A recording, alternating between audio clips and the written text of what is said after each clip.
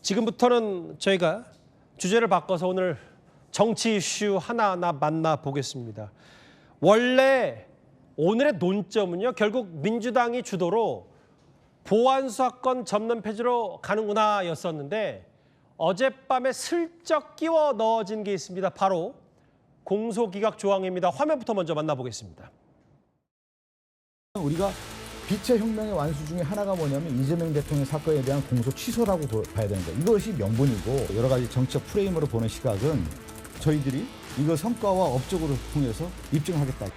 모든 이상한 일들이 그런 목적으로 진행되고 있습니다. 이렇게 주가는 폭락하고 국민들은 고통받는데 연임 개헌 얘기가 나오고 공소기각 얘기가 나오고 보안수사를 금지하는 얘기가 나오고 저는 이 정부가 이런 식으로 유지될 수 있을지 의문이 듭니다. 뭔가 오후에 새로운 이슈가 하나 불거졌죠. 지금이 정확히 밤 9시 30분이 돼가고 있습니다. 오늘 하루의 대한민국의 마지막 정치 토크입니다. 토크 막차 타실 분들 지금부터 읽어보시면 됩니다. 유명 논객 두 분 모셨습니다. 이현정 의원, 박원석 전 의원입니다. 어서 오십시오. 네, 안녕하십니까. 아까 과거의 박성준 의원의 발언과 오늘 한동훈 의원의 말을 들어봤는데 일단 화면부터 보면서 설명을 하나 꼭꼭 집어서 해야 될 것 같아요. 이게 기자들도 몰랐던 바로 저 어젯밤에 쓱 끼어진 거 아니냐, 추가된 저 형사소송법 개정안 제327조 공소기각 사유, 이게 꽤 논란거리예요? 우리가 이제 공소 취소라는 말은 많이 들어보셨을 거예요. 맞아요. 그다음에 공소 기각이 있습니다. 일단 공소 취소라는 것은 일단 1심이 어떤 판단이 진행되기 전에 예. 이 소를 갖다가 취소한다는 그런 의미일 겁니다. 최근에 이재명 대통령 관련된 사건과 관련해서 이미 대법원 파기환송을 끝난 공직선거법을 제외하고 예. 나머지 사건 아직 1심을 진행하지 않고 있습니다. 그러니까 이런 것들은 일단 공소 취소를 할 수가 있어요. 이거는 검사가 하는 겁니다. 자, 검사가 봤을 때 이거는 좀 중대하게 뭔가 문제가 있다 했을 때 공소 취소를 하는 건데요. 네. 공소 기각은 이미 진행되고 있는 재판을 어떤 면에서 이 기각을 하는 건데요. 이거는 이제 판사가 봤을 때 예를 들어서 피고인이 죽었다든지 아주 중대한 법률적인 어떤 오류가 있다든지 이럴 예. 경우에는 기존에 이제 공소 기각 판결을 내립니다. 그러니까 판사가 재판 없앨 수 있다, 뭐 이런 거잖아요. 그렇죠. 그렇죠? 예. 이제 그런 거였는데 예. 이번에 슬쩍 들어간 게 바로 이 두 개의 조항이에요. 즉 중대한 위법 사항을 기해서 공소 제기할 때 예. 소추 재량권을 현저하게 일탈할 때 자, 이런 조항들을 두 개를 넣은 거예요. 예. 이 의미는 결국은 판사가 판단했을 때 그동안은 판사가 아까 제가 말씀드렸던 뭐 피해자의 사망이나 등등 말고 다른 거로 자칫하면 잘못하면 직권남용죄가 될 수가 있어요. 판사의 어떤 재량권이 제한되거든요. 예. 근데 만약에 이 조항이 들어가면 판사가 예를 들어서 봐서 뭔가 좀 중대하다, 현저하다는 게 굉장히 주관적이잖아요. 다시 한번 아까 신설된 조항을 볼까요? 그렇죠. 이게 지금 위법 수사냐, 현재 일탈, 저런 게 사실 뭐 누가 어떤 판사가 하느냐에 따라서 판단이 달라질 수 있으니까. 그렇죠. 우리 앵커가 중대하다는 생각하면 저는 별로 안 중대한데 이렇게 판단할 수도 있는 거거든요. 예. 그런 것들을 만약에 판사가 내릴 때 바로 저 조항을 가지고 할 수 있다. 그래서 야당에서는 저게 바로 이제 이재명 대통령이 이미 예를 들어서 만약에 재판이 진행되는 사건에 대해서도 저걸 인용을 해서 뭔가 어떤 취소를 할 수 있는 그런 가능성을 열어둔 게 아니냐, 그런 의혹이 있는 겁니다. 글쎄요, 저거 여당에서는 설명하기를 저거 뭐 원래 있었던 거고 그냥 좀 더 강화하고 보완한 거라는 취지의 얘기를 하고 있지만, 그렇다면 왜 또 이 어젯밤 쓱 끼었고 취재 기자들도 모를 정도로 우리도 날이 밝아서 아침에 알 정도에 되는 저 문제가 왜 어젯밤에 쓱 들어갔을까, 소위에서요. 박원석 의원님. 네. 오늘 보안수사권 토론회 했던 한동훈 의원은 뭐라 그랬냐면 저 공소기각, 주체의 판사인 공소기각이 아니 지금 이재명 대통령 공소 취소도 쉽지 않아졌고 플랜 B 연임 개헌도 뭔가 조전식 국회의장에 쓱 쏘아올렸다가 논란 많으니까 집어넣고 그럼 결국 저거 흉한 거 또 끼워 넣었다라는 의심을 한다. 어떻게 받아들이세요? 뭐 야당에서 그런 의심을 할 만하다고 생각합니다. 예. 그동안에 이제 형사소송법 국회에서 논란이 되고 쟁점이 됐던 건 주로 보안수사권 폐지 여부였는데 갑자기 어제 이제 공소기각 조항이 포함되면서 다른 논란이 시작이 됐어요. 근데 이게 조작기소특검법에서 추진했던 공소 취소하고 무관치 않습니다. 그거하고 연결돼 있어요. 예. 공소 취소를 검사가 하면 그 자체에서 확정되는 게 아니고 법원이 그걸 공소를 기각해 줘야 돼요. 그렇죠. 검사의 공소 취소 신청에 의해서. 예. 근데 지금 형사소송법에 있는 공소기각 조항만으로는 애매할 수 있단 말이에요. 아하. 저게 검찰이 어떻게 보면 수사를 잘못했다는 이유로 공소 취소했는데 예. 이렇게 공소 취소해도 돼? 이런 의문을 판사가 가질 수가 있어요. 그러니까 기존에는 아까 설명하셨듯이 피고인이 사망을 했거나 현저히 법 절차에 위반되는 그런 공소 제의가 있었을 경우에 공소 기각을 해왔는데 네. 그게 아니고 이게 위법한 수사였다. 내지는 소추 재량권을 일탈한 예. 그런 어떤 기소였다라는 내용으로 공소 취소할 수 있는 근거는 지금 현재 현행법상 불분명해요. 그러니까 이걸 갖다가 이 형사소송법에 명시함으로써 검찰이 공소 취소를 했을 경우에 법원이 부담을 덜 갖고 어떻게 보면 공소기각을 할 수 있는 근거 조항을 만든 거 아닌가. 예. 논리적으로는 저는 그렇게 추론이 되고 물론 이제 공소 취소는 1심 이전에만 할 수 있고 공소기각은 상관없습니다. 뭐 1심이든 2심이든 더 상급심에서도 할 수 있어서 법원이 공소 취소와 관계없이 재량으로 저렇게 할 수 있는 거 아니냐.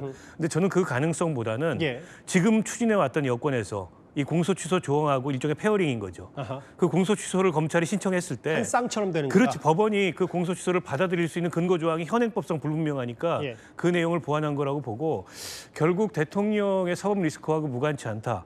이런 이제 정치적 논란의 대상이 될 수밖에 없을 것 같고요. 개인적으로도 그렇게 생각해요. 아니 그럼 문제가 개인적으로 있다고 그렇게 보세요? 생각하죠. 예. 문제가 있고 맞춤형 법 개정이잖아요. 그게 아니고서는 기존의 형사소송법에 있었던 공소기각 조항만으로도 충분해요. 예. 아무 문제 없이 진행이 돼 왔고. 근데 갑자기 저런 구체적 문구를 집어넣은 거는 누가 봐도 지금 이 공소 취소 논란하고 연관이 돼 있다고 봐야죠. 이현정 의원님 하나 더요. 근데 네. 저 공소기각 저 조항이 누구 법안 발의 내용에 있었나 봤더니 지금 사실 검찰개혁 혹은 보안수사권 전면 폐지를 가장 선봉에 주장했던 사람이 두 사람인데 바로 민주당의 김영민 의원과 네. 조국 혁신한 박은정 의원이거든요. 두 사람이 이제 발의한 내용에 저 내용이 있기 때문에 야당은 그래서 저게 뭔가 대통령 사법 리스크와 관련이 있는 거 이렇게 의심하는 것 같더라고요. 왜냐하면 이게 법안이 몇 가지가 올라갔습니다. 김한규 의원이 냈던 예. 민주당 당론을 담은 법안과 그다음에 이제 또 이제 홍 의원인가요? 홍기원 의원이요? 홍기원 의원이 냈던 법안과 예. 그다음에 이제 박은정 의원하고 이제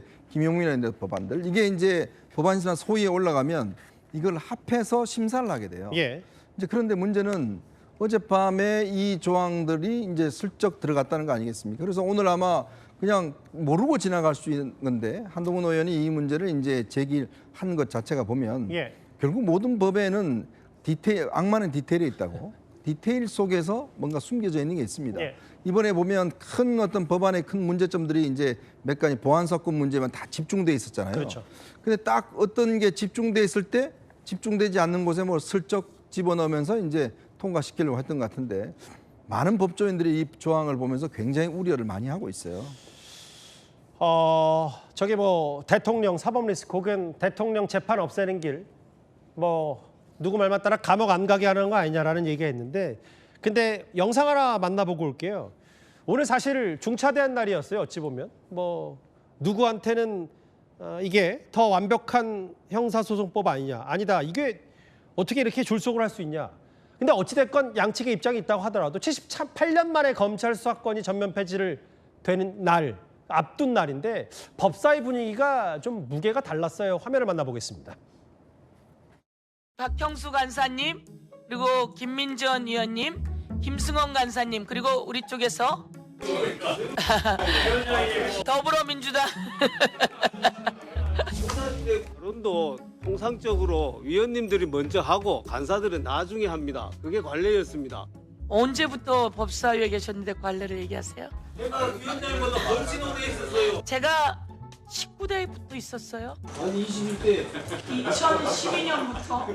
국민의힘은 검찰이 그 절대 반지를 절대 놓치면 안 되는 것처럼 옹호하고 있어요. 국민의힘 골룸이 되지 말고 인간계로 돌아와서 이거 닮은사람 이야기하지 마세요 좀. 서영교 위원장님께서 국민의힘이 저렇게 억지를 쓰시더라도 참고 그리고 내가 그 이야기 하려 했는데 닮았어. 당부드리겠습니다. 글쎄요. 아무리 민주당이 뭐 법사에서 강행 처리 수순이 뭐 거의 기정사실화 됐다고 하더라도 여당 의원뿐만 아니라 야당 의원들도 분위기가 너무 화기애애해서 글쎄요. 이 법안의 무게와는 좀 분위기가 안 맞았던 것 같은 비판도 나오는데요. 박원석 의원님. 예. 근데 이제 모르겠어요. 뭐 공소 기각을 일단 갑자기 쓱 끼워넣어진 조항이 됐고 이렇게 되면 사실 최근에 유시민 작가가 등판할 때마다 어마어마한 비판이 쏟아졌고 도대체 왜 대통령을 못 잡아먹어서 안 다녔냐는 취재였는데 지난번에 뭐 최근 연임은 불가능하다는 과거 발언에 이어서 지난번에 이른바 친명 의원들 한 100여 명인가요? 공소 취소 모임 만들었으니까 미친 짓이라고 했는데 이렇게 되면 뭔가 유시민 작가의 말이 옳았던 건 아닌지 뭐 이런 분석까지 나와요. 아니 그러니까 갑자기 무슨 유시민 작가를 시대의 현자를 만들어주고 있는데 저는 지금 여당이 조금 냉정하게 이 상황을 잘 봐야 될 것 같아요. 예. 특히 조정식 국회의장의 그 말씀은 실언이 아니에요. 국회의장이 기자하고 사담을 한 것도 아니고 공식 기자회견, 그것도 취임 이후에 첫 번째 기자회견을 하면서 맞아요. 예상 질문 다 뽑습니다. 그에 대해서 예상 답변도 사전에 다 토론하고 준비를 해요. 당연하죠. 그 과정에 나온 거란 말이에요. 때문에 저거는 그냥 우발적으로 나온 실언이 아닙니다. 근데 이걸 그냥 얼버무리고 있어요. 저는 대국민 사과를 하고 그리고 저런 일이 절대 일어나서도 안 되고 일어날 수 없다는 걸 분명히 천명해야 된다고 생각합니다. 밤사이 저렇게 유감 표명 할렐로 그칠 게 아니다라고 아니, 당연하죠. 보시네요. 본인 SNS에 사실은 그게 아니었다 뭐 이럴 문제가 아니에요. 예. 왜냐하면 국회 입법부인 국회 수장입니다. 그럼 누구보다 헌법 수호의 의지가 분명해야 되는데 국회의장이 헌법 수호의 의지가 없는 거예요.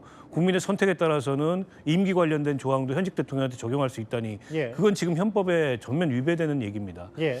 때문에 그렇다 보니까는 진짜 저런 의도를 가지고 있는 거 아니야? 그래서 검찰 개혁 문제도 소극적이었고 이른바 이제 공소취소 거래설 같은 게 나왔던 거 아니야? 유시민 작가가 그렇기 때문에 그동안의 필연적 실패를 얘기하면서 저렇게 이제 문제 제기를 세게 했던 거 아니냐? 이렇게 이제 논리가 연결이 돼요. 물론 유시민 작가의 그 문제 제기가 저는 모두 정당했다고 생각하지 않습니다. 예. 어떻게 보면 그 신구 권력 간의 그 여당의 신구 주류 세력 간의 충돌인 측면도 있고 결국 권력 다툼이잖아요, 사실. 그렇죠. 뭐 재건축, 증축 뭐 얘기하듯이 중심에서 밀려나는 것에 대한 어떤 불만이나 이런 것도 있다고 봐요. 예. 그러나 유시민 작가가 부분적으로 제기했던 문제들은 저는 경청할 만한 요소들이 있다고 봅니다. 특히 공소취소 의원 모임을 여당 의원 100명이 나서가지고 뭘 하겠다고 하는 거는 미친 짓이라는 거친 표현을 했는데 뭐 그런 표현을 들을 만한 얘기입니다. 지금 그 흔적도 없어졌어요. 게다가 그거 주도했던 분이 이번에 최고위원 출마했다가 예상과 다르게 그냥 예선도 통과 못하고 떨어졌습니다. 누가 봐도 이거 아니라는 거거든요. 때문에 이렇게 국민들한테 오해를 부르고 야당의 반발을 부르고 어떻게 보면 대통령의 통치를 약화시키는 겁니다.